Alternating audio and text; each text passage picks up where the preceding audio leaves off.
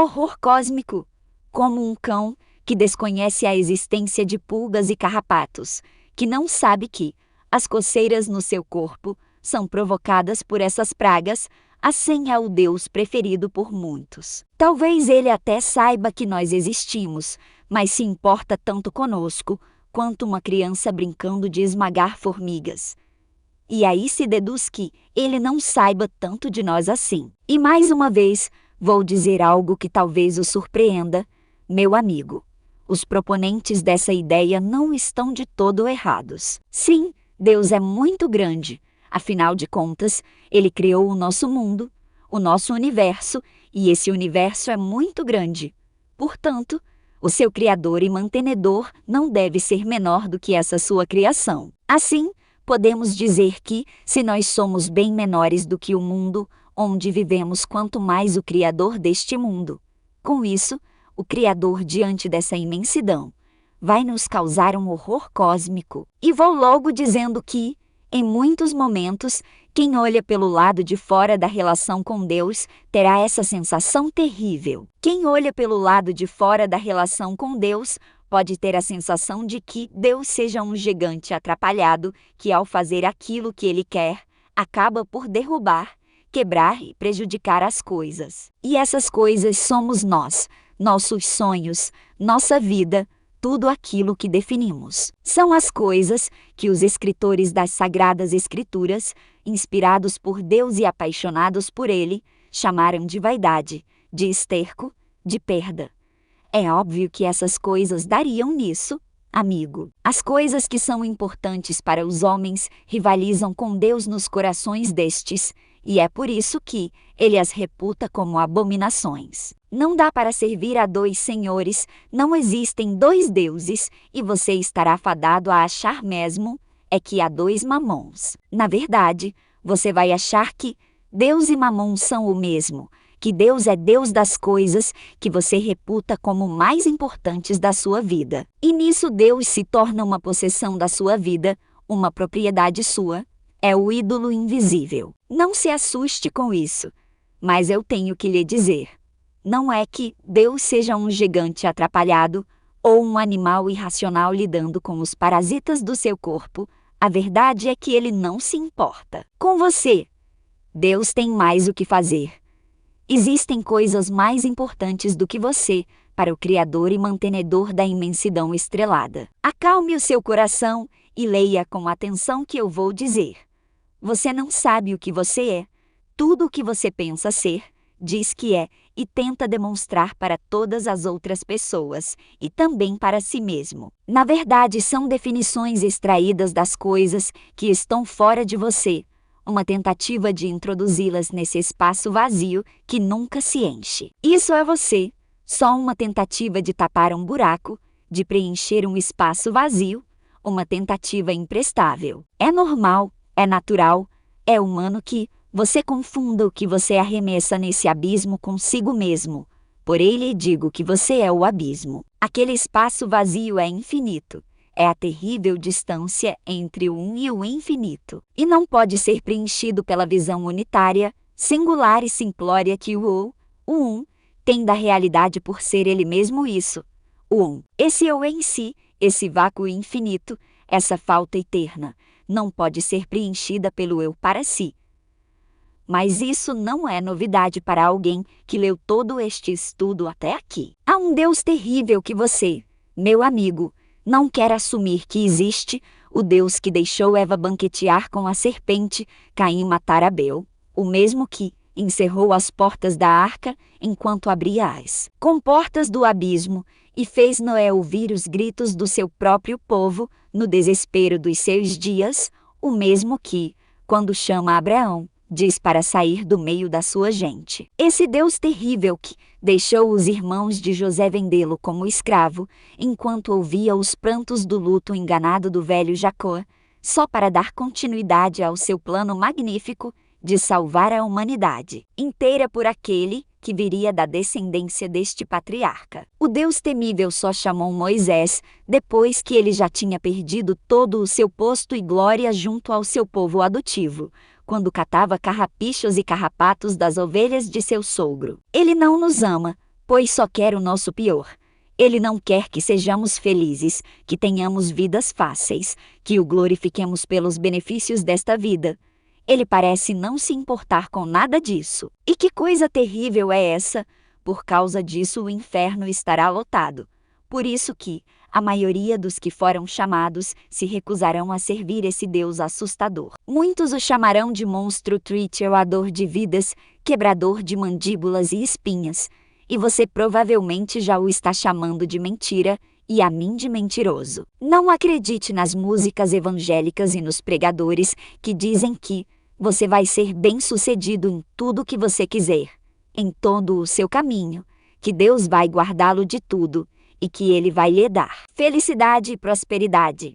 Eles mentem. Se alguém lhe disser que Deus quer que você seja feliz e próspero aqui nesse mundo, baseado nas infelizes experiências que tenho, posso dizer que essa pessoa em algum momento vai tentar enfiar a mão no seu bolso e arrancar dinheiro de você. Brincadeirinha. Exageros à parte. Na verdade, possivelmente ele vai, até mesmo usando este argumento, fazer com que você mesmo enfie sua mão na carteira e lhe dê dinheiro. Se alguém diz aquilo que você quer ouvir acerca de Deus, existe uma probabilidade absurda de que ele esteja mentindo para você. Basta só você olhar para a vida dos grandes homens de Deus. Pois o grande Saulo de Tarso nas suas mãos tornou-se o pequeno Paulo. O grande Saulo virou esterco para o pequeno Paulo. Convenhamos que o grande apóstolo Paulo que conhecemos só é grande mesmo para nós. Naquele seu tempo muitos duvidavam do seu ministério, do seu apostolado, do seu chamado, por conta do seu passado. Isso é o que lemos nas suas cartas, nas suas queixas. Ele só é grande agora que o cristianismo se fundamentou em grande parte nos seus escritos. Amigo, eu vou lhe dizer que poucos dos grandes homens de Deus tiveram vidas perfeitas e grandiosas. A maioria deles tiveram vidas que eu e você nem queremos saber, para não perdermos a fantasia do Deus sempre abençoador e afugentador de maldições. Incluo também aqui nesta lista medonha os grandes homens que Deus tirou dos lugares pequenos, se é que não os afundou até lá. Além do mais, ele tirou da cabeça de seu próprio filho uma coroa e pôs um amarrado de galhos de um espinheiro no lugar. Eu já tive o desprazer de assistir pessoas em seu leito de morte, tanto de um lado quanto de outro, salvos e perdidos. E todos os dois foram despidos de tudo aquilo que eles eram, daquilo que nós mesmos achávamos que eles eram, e ambos tiveram que encarar o que de fato eles eram. Claro que, para um deles parecia ser fácil todo aquele despojamento, porque já estava morto para essa vida mesmo. Mas eu vi o desespero da morte no olhar do ímpio. E é de dar pena vê-lo confundindo a esperança com o querer voltar ao desfrute dos prazeres que a enfermidade que lhe acometera tomou dele.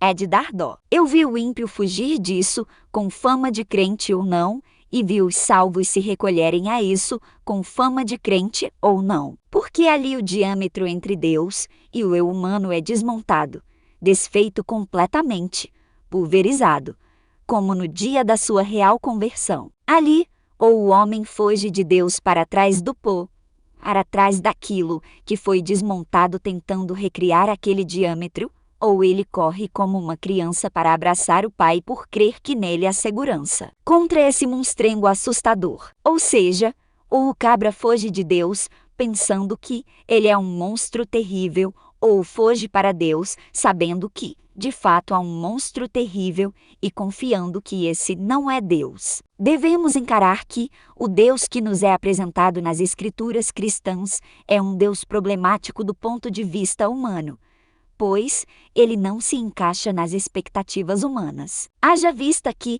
Caim matou seu irmão justo e temente a Deus, os irmãos do inocente José conseguiram vendê-lo aos ismaelitas, isso sem falar do bom Jó. Assim, entendendo que essa parte é o que podemos chamar de teoria, na prática mesmo, isto é, na vida que se pode alcançar, ouvimos falar de cristãos sendo perseguidos e mortos todos os dias. Num país cristão com muitíssimas aspas, como o Brasil, isso também é ainda na teoria, pois vivemos em relativa paz.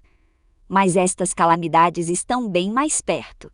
E Deus anda quieto demais acerca disso. O que quero dizer é que Deus nos parece não estar nem um pouco incomodado com as mazelas da vida em geral e tampouco da vida cristã. Nos muros da Nova Jerusalém, cartazes e pichações se estendem com dizeres tais como: queremos um Deus melhor, impeachment já. Estou brincando, seria assim se esquerdistas fossem para o céu. Mas você sabe quem começou com essa conversa de impeachment e de Deus, não é?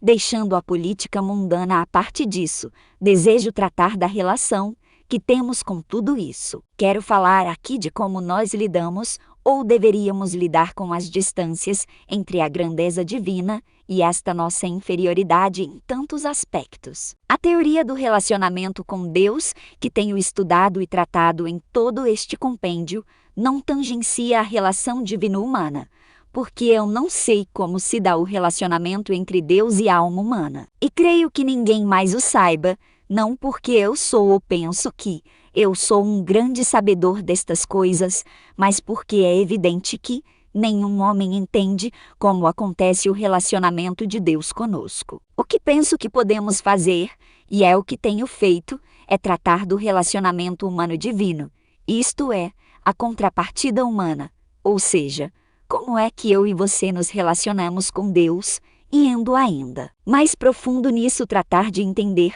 como nós reagimos à ideia de Deus. Posto que Deus, muito mais do que qualquer outra coisa que julgamos conhecer, é uma ideia, pois não o presenciamos com os sentidos que usamos para inserir as ideias das coisas nas nossas cabeças. Como Deus é, pelo menos para nós, mais ideia do que qualquer coisa existente, por conta de sua própria natureza e transcendência. Ideias são possessões dos que as criaram. Deus acaba, por assim dizer, sendo vítima de seus idealizadores. O indivíduo pode ter uma ideia degenerada de Deus e por isso a execra buscando uma ideia melhor, um Deus ideal. O diabo e seus asseclas queriam, e ainda querem, um Deus ideal. E quem geralmente quer algo ideal, vai perceber que o melhor para exercer o cargo que ele diz ser mal gerido é ele mesmo. Um Deus ideal é um Deus adequado a mim, um meu, um todo eu mesmo. Este Deus ideal, que almejam ao fugir do real, é mais uma expressão da vontade deles, uma exteriorização imaginária do que eles são, o egoteísmo negativo. Porém, ao fugirmos de Deus, desse Deus que nos parece tão mau, construindo essa entidade imaginária a partir dos restos de nossa vida, acabamos por montar um Deus tão mau quanto o anterior, só mais. Um filho esculpido à imagem do Pai.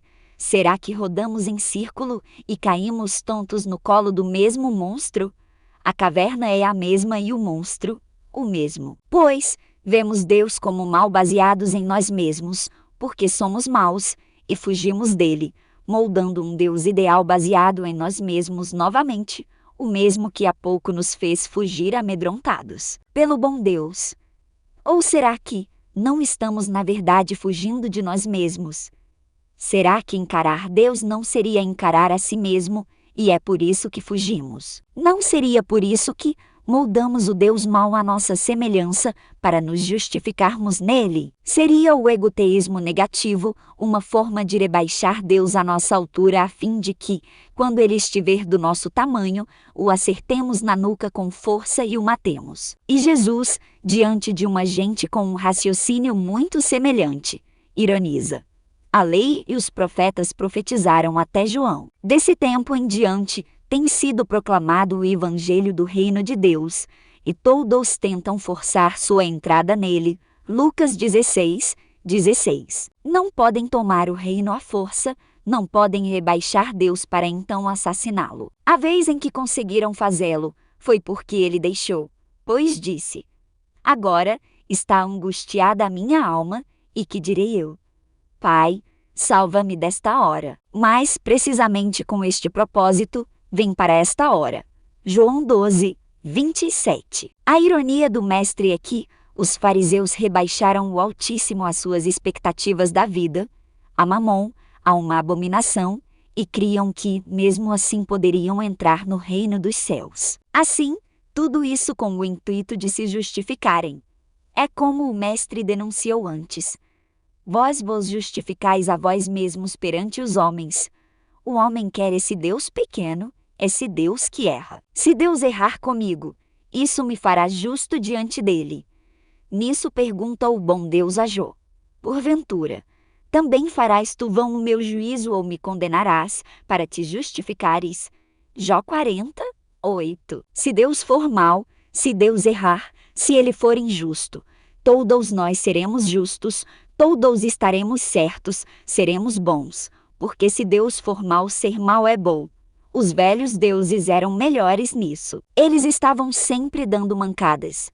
Por mais que os homens se prontificassem na dedicação a servir ao Deus das chuvas, nem sempre a chuva vinha, ao Deus dos mares, nem sempre a pescaria rendia. Nós tínhamos direito de nos enfurecer contra eles e quebrar seus ídolos, seríamos justos se abandonássemos seus cultos. Mas este Deus não oferece nada, não nos oferece nem boa colheita, nem boa pescaria. Ele nos manda termos bom ânimo, em meio às aflições que promete haver aqui neste mundo, só porque ele venceu o mundo. Quem não promete muito, pouco tem em que falhar. Esse Deus aí é sufocante. Um Deus condenável nos faz justificáveis. Um Deus mau é libertador, mais até do que o Deus inexistente. Porque o primeiro concorda comigo, quando estou enraivecido, e me sinto justo em ser injusto. Já o segundo me abandonaria, quando o existente poderia estar presente. Agora, um Deus mau e inexistente, que delícia! Aqui é uma ironia com a crítica de quem não crê em Deus, mas faz pesadas queixas sobre seu suposto mau comportamento no Antigo Testamento. Quem veio primeiro, o Deus inexistente ou o Deus mau? Se for o Deus inexistente, porque criticam a maldade de algo que não existe. Agora, se o Deus mau é que gerou a proposta deste Deus inexistente, o indivíduo terá que pensar direito se ele é justo realmente para definir Deus como mau, para julgar Deus e para que o julgamento não seja parcial e individualista. Será que ele não estaria condenando o Shade com o intuito de se justificar, como Deus mesmo apontou fazer Jó? A reação do Senhor a tudo isso é apontar para o fato de que ele somente é o que é. Ou tens braço como Deus, ou podes trovejar com voz como a sua. Orna-te, pois, de excelência e alteza, e veste de majestade e de glória. Derrama os furores da tua ira, e atenta para todo soberbo, e abate-o. Olha para todo soberbo, e humilha-o, e atropela os ímpios no seu lugar. Esconde-os juntamente no pó, ata-lhes os rostos em oculto. Então, também eu te confessarei que a tua mão direita te haverá livrado. Impressão minha, ou Deus está chamando Jó para cair na mão como ele. Enfim, Jó podia ter ido dormir sem essa. Com essa carteirada e outras tantas que se leem daí para frente no livro da vida de Jó, juntando com a conclusão de tudo isso, Deus me parece estar dizendo que, se não fosse tudo isso, o patriarca não teria se encontrado e conhecido o Senhor. Convenhamos, um privilégio para poucos, para os poucos escolhidos em meio à multidão dos chamados, segundo palavras de meu mestre. Então, Deus permite o mal para que o homem conheça o bem, para que o homem o conheça. Olhando daqui de baixo é o que podemos dizer, para podermos pelo menos achar que compreendemos alguma coisa desta vida. Então, Jó era bom mesmo, pois quase não sobrou nada, sobrou só pele, ossos e úlceras, até que Deus dissesse naquele redemoinho, para resolver aquele incômodo, que era Hever um sujeito bom, reclamando das posturas não muito boas do bom Deus para esse homem. Não dá para fazer uma omelete sem quebrar os ovos. Isso é assim desde a fundação do mundo, quando o Cordeiro foi morto e, portanto, a isso até o Supremo se sujeitou. Na verdade, não sei se sujeitou ou ao se sujeitar estabeleceu essa regra cósmica, ao se sujeitar sujeitou tudo. Eu cresci numa cidade interiorana, isto é, basicamente cresci na roça e ouvia uma expressão que ficou na minha mente, a saber, capim de burro. Eu nunca vi isso na prática, mas basicamente essa expressão arremete ao costume de se colocar um pouco de capim à frente de um burro para que ele, ao tentar alcançar e comer o capim, comece a se deslocar, fazendo assim aquilo para o que nós, seres humanos, o domesticamos. Meu egoísmo negativo não me permite entender Deus de outra forma quando vejo Deus permitindo um mal que parece nos impulsionar a nos encontrarmos com Ele. Eu até acho que, se não fosse a vida que vivi até aqui, pela qual guardo pouco apreço, eu não teria me encontrado com Deus e tido com Ele o relacionamento que tenho. Não sei se tenho que ter algum apreço a ela, mas sei que tenho que agradecer a Ele por ela, se esta minha suspeita estiver correta. Contudo, também não sei se estou correto nesta minha suspeita, pois posso estar usando a minha vida, minha visão da vida, para definir Deus. De qualquer forma, parece, ao menos para mim, que não tem como fugir do egoísmo negativo.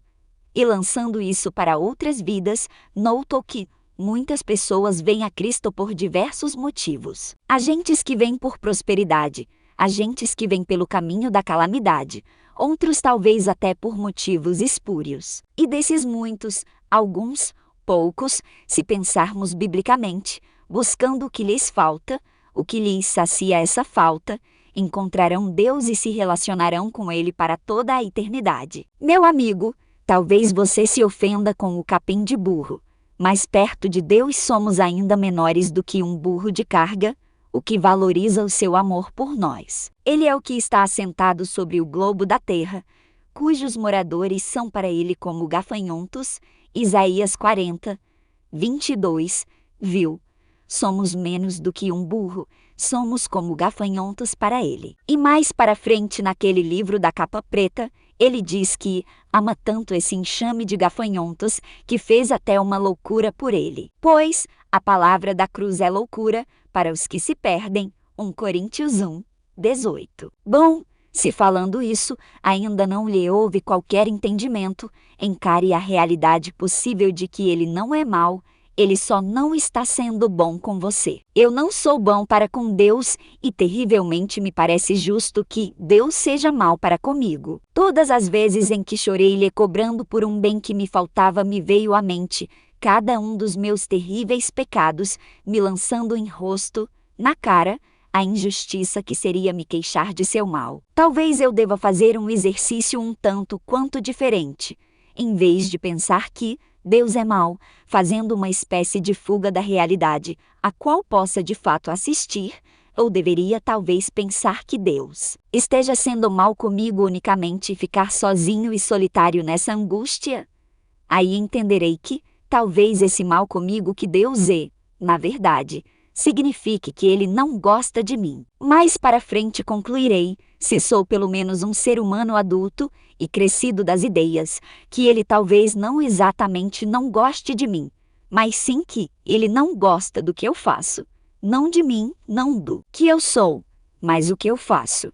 Nisso, vou me separando das coisas que aprendi a dizer que eu sou e descubro este eu sou, este verdadeiro eu. Então, vou percebendo que eu faço é fora do eu sou.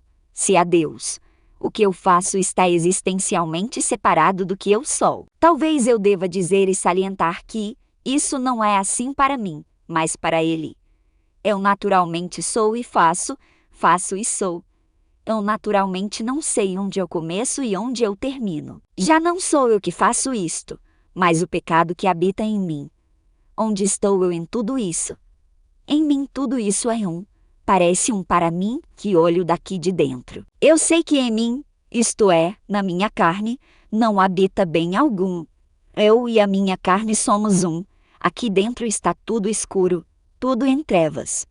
E nas trevas tudo parece igual. Isso até que uma luz veio e arrebentou as cadeias tenebrosas e me fez ver que o querer está em mim, mas não consigo realizar o bem. E muitos arremessaram pedras nesta lâmpada, porque não querem o bem para realizá-lo, e outros porque querem fazer o bem, mas não conseguem aceitar que não são perfeitos para o realizarem. Quem poderá engolir esse paradoxo que o relacionamento com Deus nos inflige? Quem poderá vencer o amor natural que temos para com as trevas e abraçar a graça maravilhosa de Deus? Talvez haja em Deus o potencial oculto desse eu impotente. Deus nos impulsiona a descobrir esse eu vazio e nos preenche com esse eu potencial escondido nele, no conhecimento dele. A verdade é que o eu sou humano é vazio, vão, vaidade, havendo ou não havendo eternidade. Será sempre ilusão se o homem achar o contrário, e estudará na mesma vaidade. O eu real é vão, e achar que não é vão também. É isso uma mentira para justificar outra mentira. Há em Deus um eu que ele quer pôr para fora assim que você se aproximar dele. Corra? Não. Então, tudo bem, eu avisei. E disse o Senhor a Satanás: observaste tu a meu servo Jó? Porque ninguém há na terra semelhante a ele, homem sincero e reto, e temente a Deus, e desviando-se do mal. Então, respondeu Satanás ao Senhor e disse: porventura, teme Jó a Deus debalde? Porventura, não o cercaste tu de bens a ele, e a sua casa, e a tudo quanto tem? A obra de suas mãos abençoaste, e o seu gado está aumentado na terra.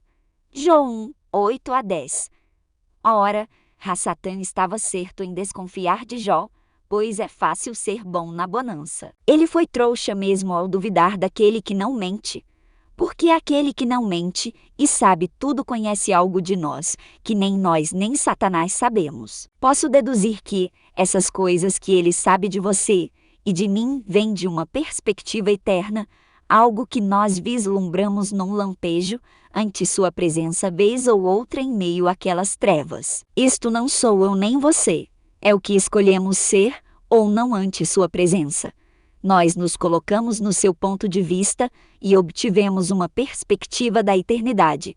O egoteísmo positivo. Voltando aos juízes de Deus, com seus veredictos precipitados, digo que nenhum de nós é capaz de julgar Deus, isto é, defini-lo como bom ou mau, pois até mesmo os mais fiéis dentre os homens interpretam Deus como bom por ele lhes parecer favorável em certos aspectos de suas vidas. Voltamos ao caso de Jó, bom que só, que começou bem, bendizendo a Deus em meio às suas calamidades, e lá pelo 6º capítulo do livro de sua vida, já estava se queixando das flechas envenenadas do Shaddai. Pode até ser que Deus seja bom, mas naqueles dias estava sendo terrível com Jó. Mas ainda assim aquele monte de pele e osso cheio de úlceras esperava no seu Redentor, nem que fosse para aliviar seu suplício com a própria morte, pois um homem verdadeiramente bom não pode ver Deus como mau. Nem mesmo ver Deus, tramando a sua própria morte, lhe será motivo suficiente para tanto. Não faz sentido para ele, como não faz sentido para o homem mau o Deus bom. Assim, se Deus errar comigo, isso me fará justo diante dele. Não é isso que muitos fazem. A vida é calamitosa, por isso condenaremos Deus, seu Criador, a cadeira elétrica, a forca, a guilhotina, a cruz, a morte, no caso de Deus, a inexistência. Na dúvida de qual veio primeiro, o Deus inexistente ou o Deus mau, eles decidiram que foi o ovo que veio primeiro e que, portanto, não foi chocado, porque ainda não existia galinha para chocá-lo. E nós ficamos sem entender como agora existem galinhas. A verdade é que pouco importa as suspeitosas maldades praticadas pelo Deus do Velho Testamento, a maldade que alguém usa para definir Deus, para com isso julgá-lo e condená-lo à morte.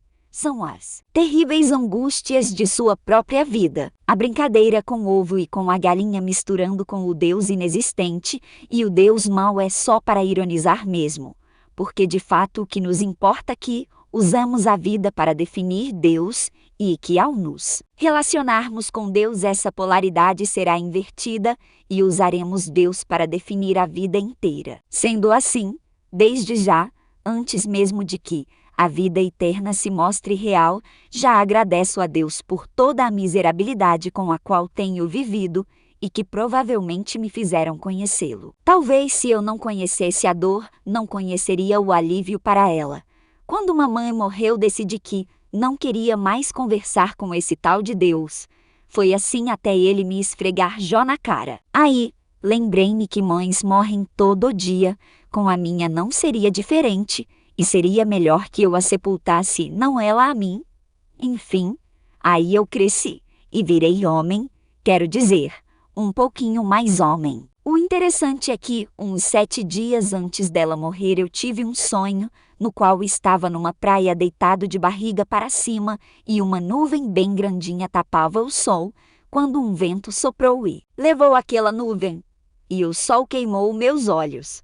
Acordei quando uma voz me disse: é morte. Pulei da cama e comecei a orar dizendo a Deus o quanto gostaria de continuar vivo, prometendo abandonar todo tipo de coisa que me vinha à mente que, porventura, o estivesse fazendo tomar aquela decisão em relação à minha vida. Depois de alguns meses é que me veio a interpretação daquele pesadelo. Minha mãe era aquela nuvem bem grandinha que me impedia de ver e ser iluminado pelo sol. A nuvem grandinha foi mesmo uma piadinha de mau gosto com os 110 quilos de mamão, que minha imbecilidade politicamente incorreta não me permitiu assim entender. Minha mãe me ensinou muito do que eu sabia sobre Deus. Ela me ensinou a orar, o jejum, a contribuir com dízimos e outras coisas. No entanto, agora estava na hora de eu aprender com Deus. Estava na hora do sol queimar meu rosto. Estava na hora de encarar Deus de frente. Uma hora eu teria que enfrentar aquela cara feia e descobrir que só era feia porque eu estava de longe. Uma hora eu teria que ver Deus pela perspectiva dele, e não pela minha, que era em parte a da minha mãe. Quase 2 anos antes, como num prenúncio de tudo isso, meu avô, seu Neca, a figura mais aproximada do que seria um pai para mim, morria. Isso foi numa sexta-feira, e nós o sepultamos no sábado, e no domingo logo após num culto, que eu nem queria ir, ao som de uma canção que dizia: filho, eu quero tanto enxugar seu pranto.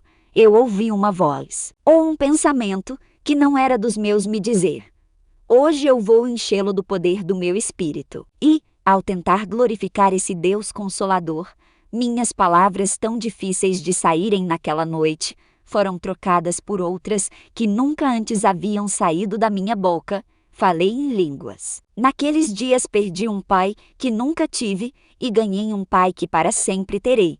Digo de novo que não dá para fazer uma omelete sem quebrar ovos. Jó, defendendo-se dos seus acusadores, responde fazendo referências à imensidão da criação do Shaddai.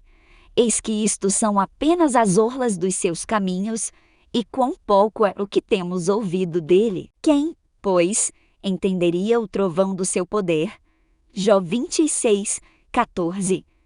A perspectiva dele é que toda essa imensidão admirável para nós é vã diante dele, inclusive a imensidão admirável da minha própria vida. Isso porque se o universo inteiro é somente as orlas dos seus caminhos, essa minha vidinha, que encontra valor nas minúsculas grandezas deste universo ao meu redor, também está à beira do caminho. O universo inteiro, você e eu, estamos todos à beira do caminho do Todo-Poderoso. A grande problemática acerca de Deus, a qual podemos notar e abordar é que, embora Deus nos ame, embora Ele nos queira bem, e deseje nos livrar da sua própria implacável justiça, que é contra a nossa implacável natureza pecaminosa, Ele ainda é imenso em tudo que é.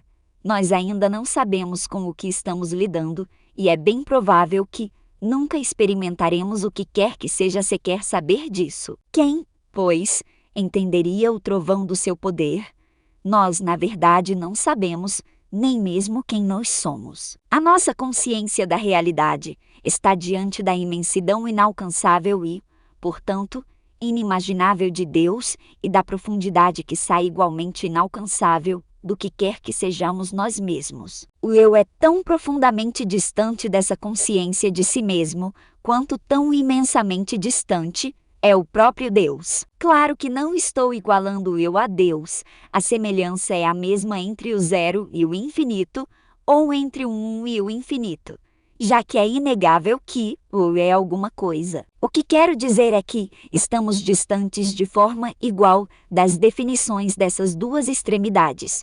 Estamos talvez no meio do caminho entre o nada e o infinito. E o mais que quero dizer acerca disso é que, no meu ponto de vista, o conhecimento de Deus é simultâneo ao conhecimento de si mesmo, porque ao conhecermos o quão grande é Deus, saberemos o quão pequeno nós somos.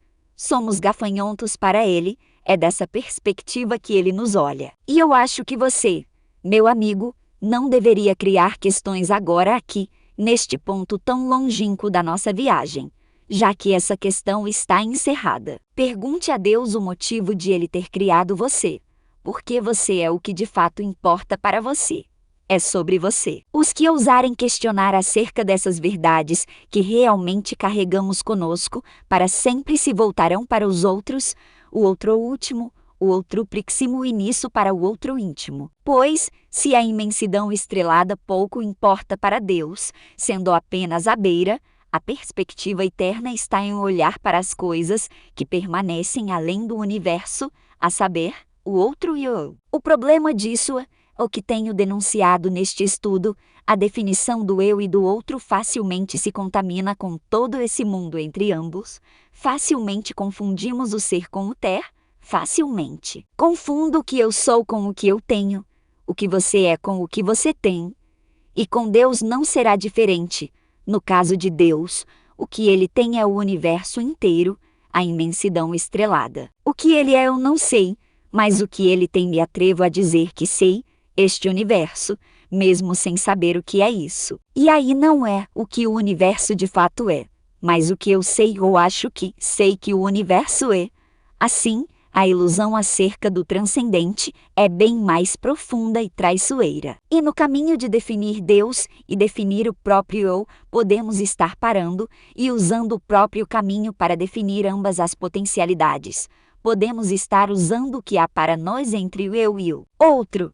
Em direção ao eu olhamos para tudo e dizemos que somos tudo isso, e indo em direção a Deus paramos no mesmo caminho, para podermos dizer que Deus é só isso. Nesse caminho podemos estar olhando para a própria paisagem, para a vista, a definir que tanto Deus quanto o eu não são nada, que Deus não existe e que o eu é só isso que daqui a pouco aparecerá.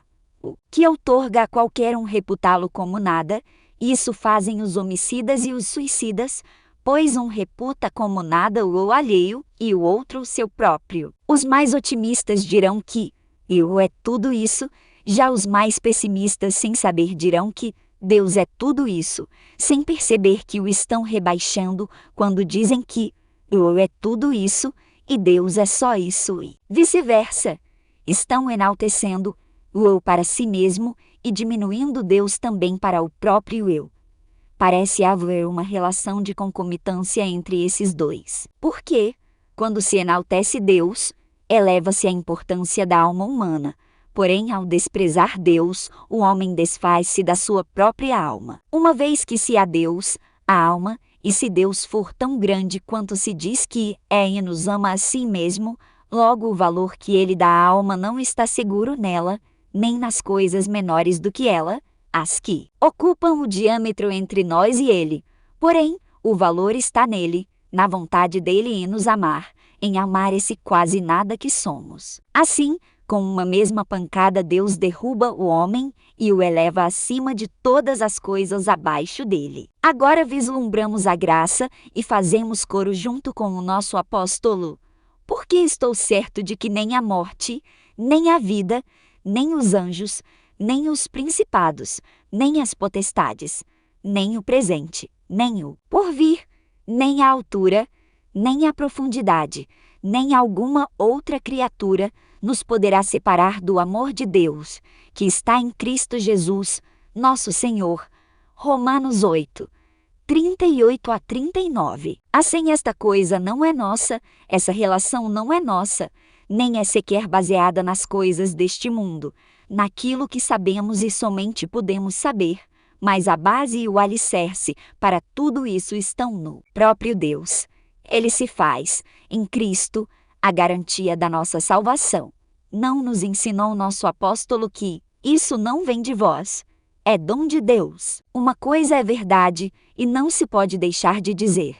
Se haver Deus, o eu é mais profundo do que essas definições que lhe damos ao longo do caminho em que estamos para buscá-lo. Se o eu não é tão profundo, e for somente essa paisagem, essa vista que temos, nós somos um grande desperdício de material. Somos somente letras nas páginas de um livro, personagens de uma ficção, que não tem vontade própria, e sua própria realidade é, sem que ele perceba, uma grande ilusão. A questão estranha é que nossa inteligência é tanta que só supomos isso porque nós temos a capacidade de criar e de nos recrearmos. Escrevemos ficções e por isso podemos supor que talvez nós mesmos sejamos apenas uma grande ficção ou uma pequena. Se há Deus e Ele nos ama tanto quanto diz que nos ama em sua carta de amor, certamente nesse processo de nos amar, Ele há de atropelar, derrubar e quebrar, esmiuçar toda essa definição que tomamos. Neste caminho em que trafegamos em busca de nós mesmos, este é o verdadeiro horror cósmico. Deus não é um monstro devorando velhas coisas e defecando novas feitas das partes recombinadas das devoradas.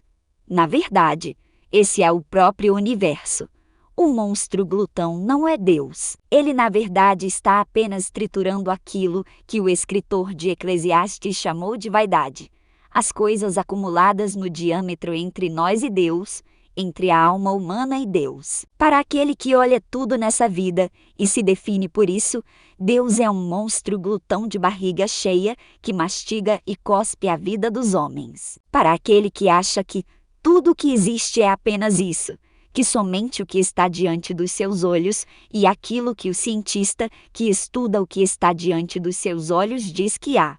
Para este, Deus não o está salvando, mas o obliterando. Este é o verdadeiro horror cósmico, a saber, o único Deus que existe trata como coisas vãs todas as coisas que nós usamos para dizermos aos outros o que somos, a fim de os convencermos para que eles nos convençam de que somos isso.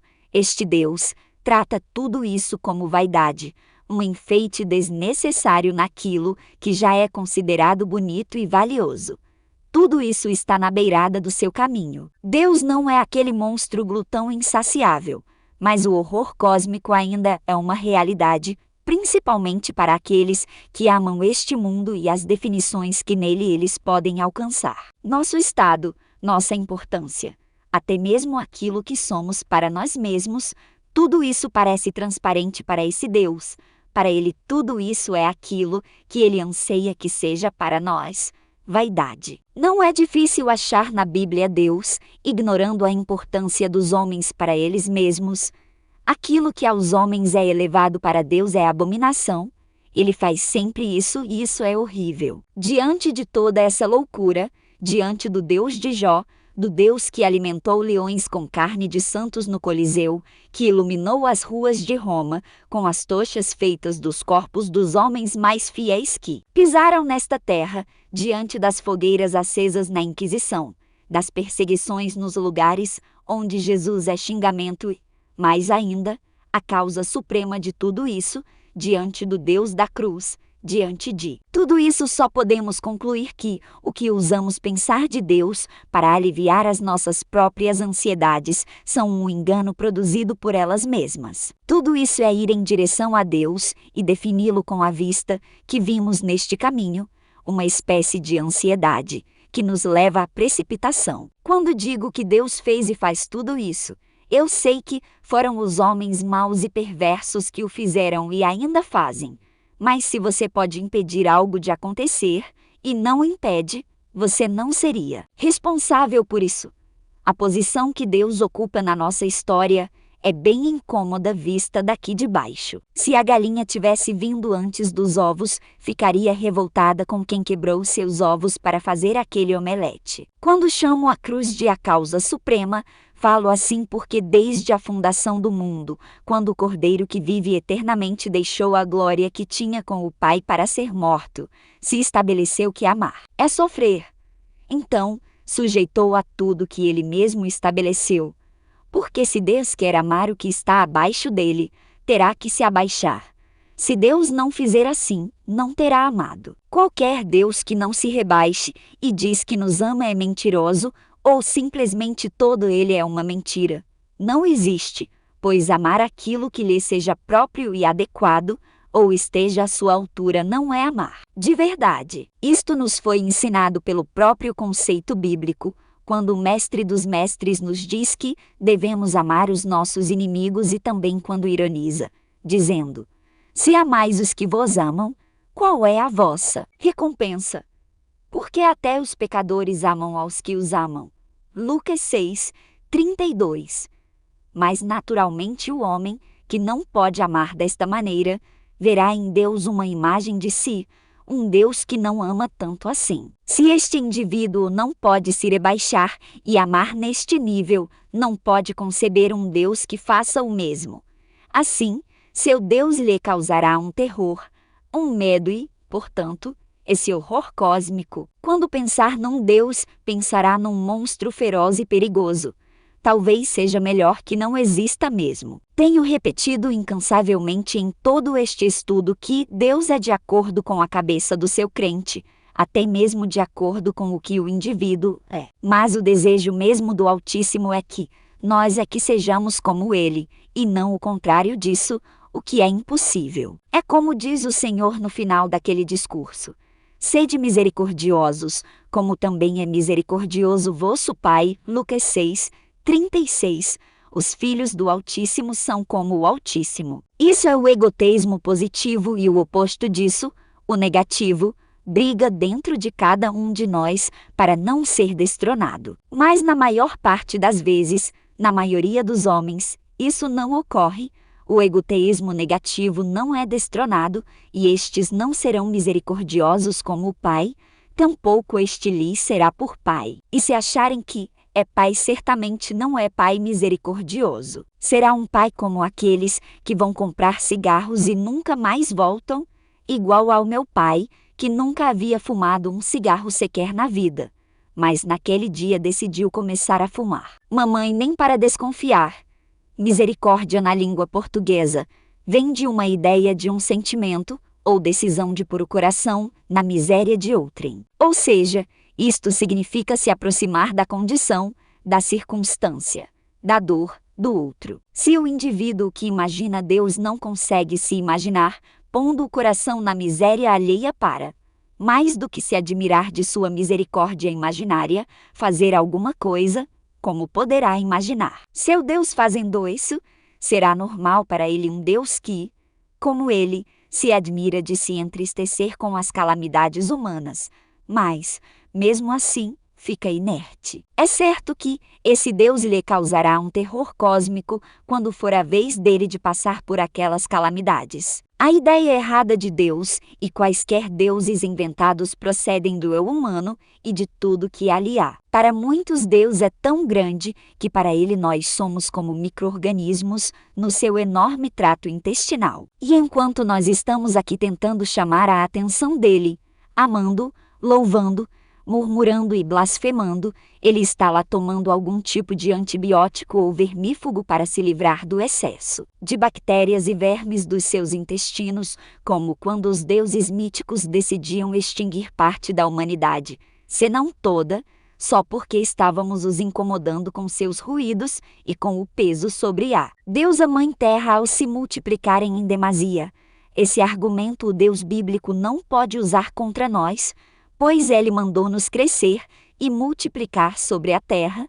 É claro que faríamos barulho. Contudo, essa visão acerca de Deus ou dos deuses é o que pode ser entendido como horror cósmico. Nessa concepção, Deus ou os deuses não se importam conosco, eles são tão grandes, tão majestosos, que não conseguem conceber a relevância de um único indivíduo humano, assim como nós que temos milhares, sei lá, milhões de micro-organismos vivendo no nosso intestino e nem nos damos conta disso. Eu mesmo descobri, depois de várias vezes ter passado mal, que havia uma colônia de Helicobacter pylori vivendo no meu estômago, o que resultou em uma gastrite e o abandono de prazeres tais como aquele cafezinho pimenta e refrigerante. Se eu usar meu natural egoteísmo negativo aqui, poderei deduzir que Deus só se apercebe de nós quando nós o incomodamos. Enfim, talvez foi esse tipo de perspectiva que fez com que os antigos imaginassem seus deuses dando chiliques querendo exterminar todo mundo por causa de ruídos. Não era para tanto, já que, naquela época, nem tinham inventado ainda os bailes funk. Na verdade, do meu ponto de vista, e é bem provável que esteja certo, observo que essa perspectiva arremete-nos à infância, quando tentávamos de toda forma alcançar a atenção dos mais velhos com traquinagens, o que possivelmente fez com que nos acostumássemos a essa busca da reação alheia por meio desse instrumento bastante peculiar. Assim, os deuses só notam os homens quando esses os incomodam. É interessante observarmos que, em relação aos deuses, os homens parecem agir e reagir como crianças. E quando falo assim, me refiro também à relação entre o Deus cristão e o seu crente. Acredito que isso se dê por conta de que a nossa relação com Deus seja um retorno à simplicidade da infância, ao aconchego daquela época na qual não havia culpa e o medo era apaziguado pela presença de um adulto protetor. Deus, na sua relação conosco, meio que, pelo menos para nós, parece exercer esse tipo, e os deuses de forma geral são vistos assim, porque são resultados dessa busca natural pelo verdadeiro Deus. Poderia aqui argumentar que essa relação é preferida pelo Deus verdadeiro, dado que Jesus nos deixa bem claro que quem não receber o reino de Deus como uma criança de maneira nenhuma entrará nele. Marcos 10:15. Talvez o nosso mestre esteja dizendo que o método para entrar no reino de Deus não seja por meio de crescimento, mas da diminuição, como o próprio João Batista deixou evidente em sua vida e discurso. Não disse o bom mestre: tome sua cruz. Ora, o caminho da cruz é da grandeza à humilhação. Nascer de novo e tornar-se criança de novo é o jeito. Na nossa relação com Deus, Ele é o Pai, Ele é o adulto e nós somos criancinhas que precisam ser educadas e bem criadas para chegar à estatura de varão perfeito, que é Cristo. Gostaria de ressaltar, voltando ao assunto desta palestra, que Deus é, como se diz hoje em dia, um pai raiz, um pai à moda antiga, não desses que criam filhos covardes despreparados para a realidade, mas daqueles que corrigem em casa para não ter que saber que o policial ou o bandido o espancou na rua. Porque o Senhor repreende a quem ama, assim como o pai, ao filho a quem quer bem. Provérbios 3:12. No final, nós vamos até agradecer e o louvaremos eternamente por cada coça, cada puxão de orelha, cada pito. Quando estivermos nos banqueteando com aquela omelete eterna, o agradeceremos por cada ovo quebrado. Então, horror cósmico é um nome, não é? Essas coças fazem parte do pacote. Nada do que você aprendeu na vida foi de graça ou foi fácil. Algumas coisas exigiram um grande esforço, muitas vezes até descomunal. Houve sofrimento, lágrimas, palavras difíceis de serem ouvidas e você, se alcançou alguma coisa na vida, não alcançou sem essas agruras. Nós não alcançamos o reino dos céus por esforço nem porque sofremos, mas o sofrimento que vivemos aqui nesse mundo nos parecerá ser negligenciado por Deus. E isso é o que nós devemos e certamente deveremos usar como justificativa para toda esta mazela. Porque lá da eternidade olharemos para todo esse malefício e benefício com o qual lidamos aqui nesta realidade má e enganosa e os desprezaremos, tanto os que hão de ser salvos e estarão em gozo eterno, quanto àqueles que forem batizados nas chamas daquele lago infernal. Todos olharão desde a eternidade, salvos e condenados, e dirão uns que a alegria e o contentamento dessa vida foram poucos e outros que a angústia e o sofrimento desta vida foram poucos. Todos olharão desde a eternidade e dirão que essa vida foi pouca. Eu terei o prazer de rir disso e dizer que não foi nada. Essa é a razão pela qual Deus ignora essa nossa realidade. É porque o que Ele está nos oferecendo é superior a ela. Volto em Paulo no que disse: E para que me não exaltasse pelas excelências das revelações, foi-me dado um espinho na carne, a saber, um mensageiro de Satanás, para me esbofetear, a fim de não me exaltar, acerca do qual 3 vezes orei ao Senhor, para que se desviasse de mim. E disse-me: a minha graça te basta, porque o meu poder se aperfeiçoa na fraqueza. De boa vontade, pois, me gloriarei nas minhas fraquezas, para que em mim habite o poder de Cristo.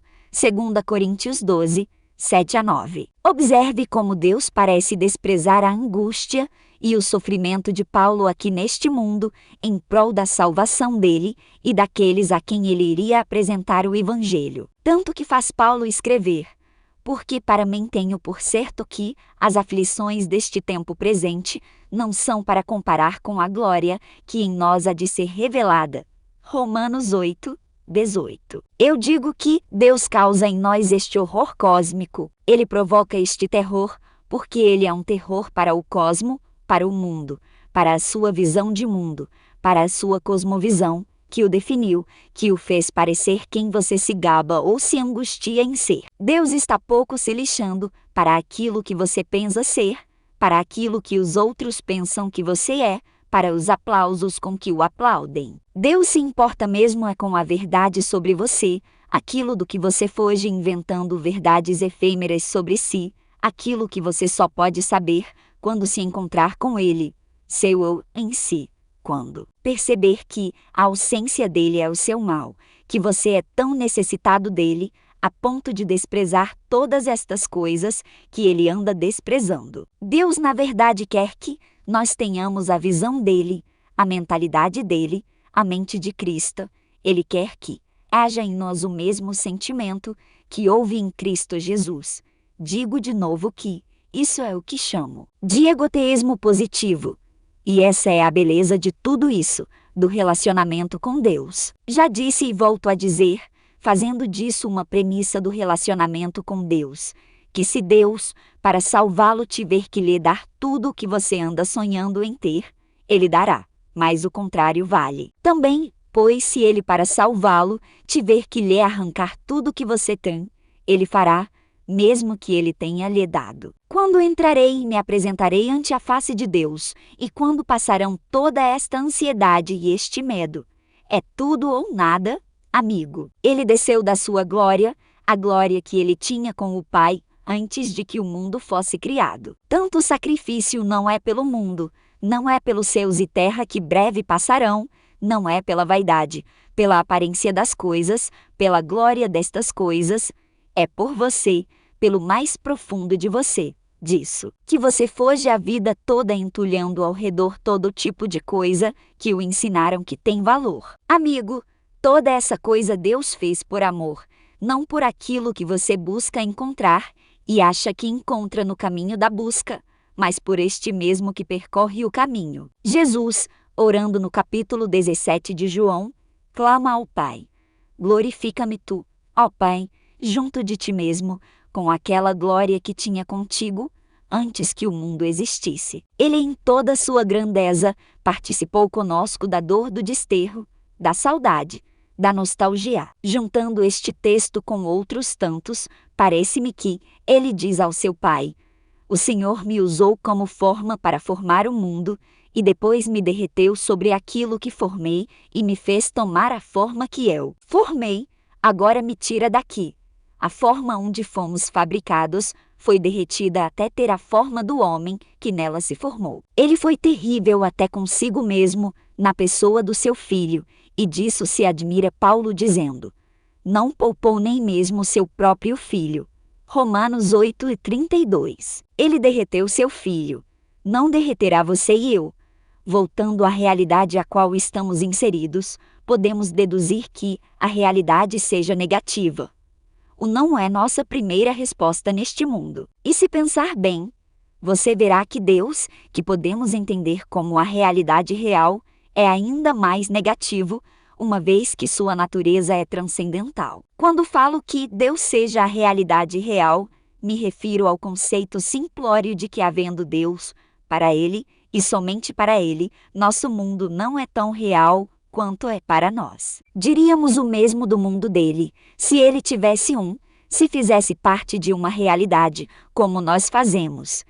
Mas ele não tem um mundo e nem faz parte de uma realidade como nós. Ele é seu próprio mundo e realidade, todo ele. Então, concluímos consciente ou inconscientemente, mas sempre guiados por essa nossa natureza, que ele não é tão real quanto é real para nós nossa própria realidade. Para nós, se pensarmos bem nisso, ou ele é real, ou é real nossa própria realidade. Ora, se aceitarmos que existe Deus, deveremos aceitar, e certamente aceitaremos no fim, também que ele tem o poder de manipular tão tremendamente a nossa realidade, ao ponto de chegarmos à conclusão de que ele, e somente ele, é a realidade real, não essa nossa, que somente dizemos que é nossa, porque é a única que conhecemos. Aí, fará sentido a imensa quantidade das águas sobre a crosta da terra no dilúvio, o mar se rasgando ao meio, o profeta na barriga de um grande peixe